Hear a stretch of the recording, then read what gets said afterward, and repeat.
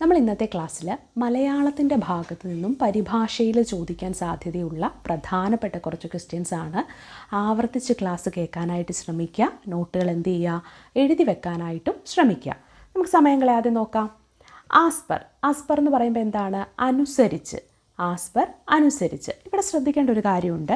ഇവിടെ ഈ ആസ്പർ എന്നതിന് അനുസരിച്ച് എന്നതുകൊണ്ട് ഉദ്ദേശിക്കുന്നത് ഇൻ അക്കോർഡൻസ് വിത്ത് എന്നാണ് കേട്ടോ. അല്ലാതെ എന്താണ് അയാൾ പറയുന്നത് അനുസരിച്ചു അങ്ങനെയൊന്നും അല്ല. ആസ്പർ ഇപ്പോൾ ഒരു പട്ടിക അനുസരിച്ചാണ്, അല്ലെങ്കിൽ അങ്ങനെയുള്ള കാര്യങ്ങളൊക്കെ പറയില്ലേ, ആ അനുസരിച്ചാണ്. ഇൻ അക്കോർഡൻസ് വിത്ത്, അതാണ് ശരിയായിട്ടുള്ളൊരു മീനിങ്. ആസ്പർ എന്ന് പറയുമ്പോൾ അനുസരിച്ച്. സൈലൻറ്റ് കൺസെൻറ്റ് എന്താണ്? സൈലൻറ്റ് കൺസെൻറ്റ് എന്ന് വെച്ചാൽ മൗനാനുവാദം. കൺസെൻറ്റ് എന്താണ്? അനുവാദം അല്ലേ. അപ്പം സൈലൻറ്റ് കൺസെൻറ്റ് എന്ന് വെച്ചാൽ മൗനാനുവാദം എന്നാണ്. അപ്പം ആസ്പർ അനുസരിച്ച്. സൈലൻറ്റ് കൺസെൻറ്റ് എന്താണ്? സൈലൻറ്റ് കൺസെൻറ്റ് മൗനാനുവാദമാണ്. ആസ്പർ അനുസരിച്ച്. സൈലൻറ്റ് കൺസെൻറ്റ് എന്താണ്? മൗനാനുവാദം. കോൺട്രാഡിക്റ്ററി എന്താണ്? കോൺട്രാഡിക്റ്ററി എന്ന് പറഞ്ഞാൽ പരസ്പര വിരുദ്ധം എന്നാണ് ഉത്തരത്തിൽ നമ്മൾ ചൂസ് ചെയ്യേണ്ടത്. എന്താണ് കോൺട്രാഡിക്റ്ററി? പരസ്പര വിരുദ്ധം. അപ്പോൾ ആസ്പർ എന്ന് പറയുമ്പോൾ അനുസരിച്ച്. സൈലൻറ്റ് കൺസെൻറ്റ് എന്താണ്? മൗനാനുവാദം. കോൺട്രാഡിക്റ്ററിയോ? കോൺട്രാഡിക്റ്ററി പരസ്പര വിരുദ്ധം. എന്താണ് കോൺട്രാഡിക്റ്ററി? പരസ്പര വിരുദ്ധം.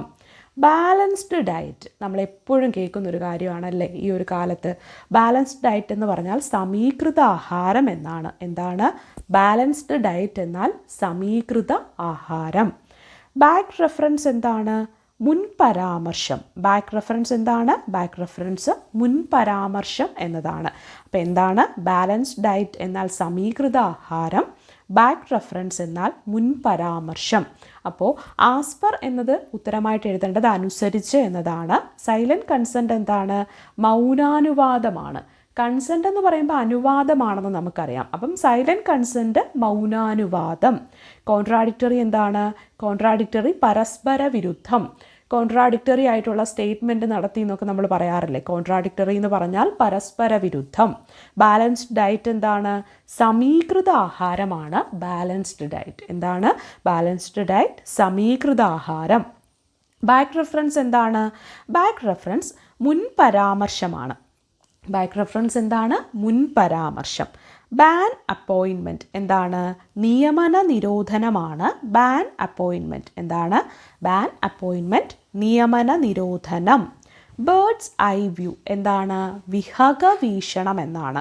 ബേർഡ്സ് ഐ വ്യൂ എന്നാൽ എന്താണ്? വിഹഗ വീക്ഷണമാണ് bird's eye view. Biting of conscience എന്താണ്? മനസാക്ഷിക്കുത്ത് എന്ന് പറയാറില്ലേ നമ്മൾ. ബൈറ്റിംഗ് ഓഫ് കൺസൈൻസ് ആണ് മനസാക്ഷിക്കുത്ത്. എന്താണൊന്ന് ശ്രദ്ധിച്ചു വെക്കുക. ബൈറ്റിംഗ് ഓഫ് കൺസൈൻസ് എന്താണ്? മനസാക്ഷിക്കുത്ത്.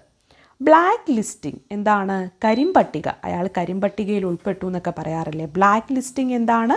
കരിമ്പട്ടികയാണ് ബ്ലാക്ക് ലിസ്റ്റിംഗ്. അപ്പോൾ ആസ്പർ എന്ന് പറഞ്ഞാൽ അനുസരിച്ച്. എന്താണ് ആസ്പർ? അനുസരിച്ച്. നമ്മൾ സാധാരണയായിട്ട് എന്തെങ്കിലും ഒരു കാര്യം അപ്ലൈ ചെയ്യുമ്പോൾ എന്താ പറയാറ്? അതിൻ്റെ ഗൈഡ് ലൈൻസ് നോക്കി വേണം ചെയ്യാനെന്ന് പറയില്ലേ. As per the guide lines അങ്ങനെ പറയാറില്ലേ. അങ്ങനെ അതൊന്ന് ഓർത്ത് വെച്ചാൽ മതി. As per the guide lines. അപ്പം ആസ് പെർ എന്ന് പറഞ്ഞാൽ അനുസരിച്ച്. ക്ലിയർ ആയല്ലോ അത്? ഇവിടെ സൈലൻറ്റ് കൺസെൻറ്റ് എന്ന് വെച്ചാൽ എന്താണ്? മൗനാനുവാദം അല്ലേ. നമ്മൾ ഒരു കാര്യത്തിന് എന്താണ് ശരി അങ്ങനെ ചെയ്യാം, സമ്മതമാണ് എന്നൊക്കെ ഉള്ള കാര്യങ്ങൾ. പക്ഷെ നമ്മൾ വാക്കാലൊന്നും പറയുന്നില്ല.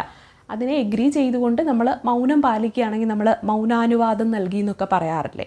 അത്തരത്തിൽ സൈലൻറ്റ് കൺസെൻറ്റ് എന്ന് വെച്ചാൽ മൗനാനുവാദം. കോൺട്രാഡിക്റ്ററി എന്തായിരുന്നു? കോൺട്രാഡിക്റ്ററി എന്ന് പറഞ്ഞാൽ പരസ്പര വിരുദ്ധം. ബാലൻസ്ഡ് ഡയറ്റ് എന്താണെന്നറിയാലേ, സമീകൃത ആഹാരം. അതുപോലെ ബാക്ക് റെഫറൻസ് എന്ന് പറഞ്ഞാൽ മുൻപരാമർശം. ബാൻ അപ്പോയിൻമെൻറ്റ് എന്താണ്? ബാൻ അപ്പോയിൻമെൻറ്റ് നിയമന നിരോധനമാണ്. ബാൻ ചെയ്യുക എന്നൊക്കെ പറയില്ലേ നമ്മൾ, നിരോധിക്കുക എന്നൊക്കെ പറയാറില്ലേ. അത്തരത്തിൽ ബാൻ അപ്പോയിൻമെൻറ്റ് എന്ന് പറയുമ്പോൾ നിയമന നിരോധനം. ബേർഡ്സ് ഐ വ്യൂ എന്താണ്? വിഹഗ വീക്ഷണം എന്നാണ് അതിനർത്ഥം. ബേർഡ്സ് ഐ വ്യൂ വിഹഗ വീക്ഷണം.